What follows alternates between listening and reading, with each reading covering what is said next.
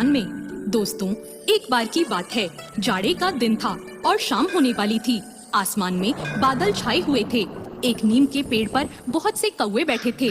वो सब बार बार काव काव कर रहे थे और एक दूसरे से झगड़ा भी कर रहे थे।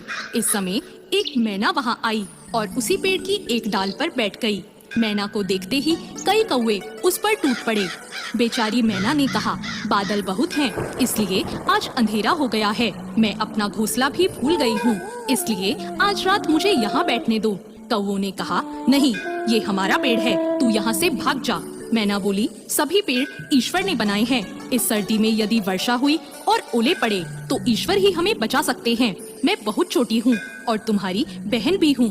तुम लोग मुझ पर दया करो और मुझे यहाँ बैठने दो। कौवों ने कहा, तेरी जैसी बहन हमें नहीं चाहिए। तू बहुत ईश्वर का नाम लेती है, तो ईश्वर के भरोसे ही यहाँ से चली क्यों नहीं जाती? तू नहीं जाएगी तो हम सब तुझे मार देंगे। कौवों को काव काव करके अपनी ओर झपटते देखकर बेचारी मैना वहाँ से उड़ गई और थोड़ी दूर जाकर एक आम के पेड़ पर बैठ गई। रात को आंधी आई, बादल गरजे और बड़े बड़े ओले बरसने लगे। कौवे काव काव करके चिल्लाए, इधर से उधर थोड़ा बहुत उड़े, परंतु ओलों की मार से सब घायल होकर जमीन पर गिर पड़े।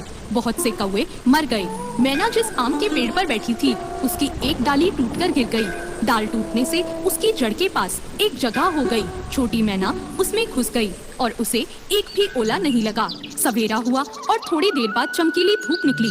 मैना उसमें से बाहर निकली और पंख फैलाकर चहकने लगी। उसने भगवान को प्रणाम किया। ओलों से घायल पड़े हुए कौवों ने मैना को उड़ते देखकर कहा, मैना बहन, तुम कहाँ रही थी? तुम्हें ओलों से किसने बचाया? मैना ने कहा, मैं आम के पेड़ पर अकेली बैठी भगवान से प्रार्थना करती रही और भगवान ने ही मेरी मदद की। दोस्तों, दुख में पड़े असहाय जीव को ईश्वर के सिवाय कोई नहीं बचा सकता। जो भी ईश्वर पर विश्वास करता है और ईश्वर को याद करता है, ईश्वर सभी आपत्ति और विपत्ति में उसकी सहायता करते हैं और उसकी रक्षा करते हैं। ईश्वर की माया निराली है। हमारे समझने में कमी हो सकती है, परंतु ईश्वर के करने में नहीं।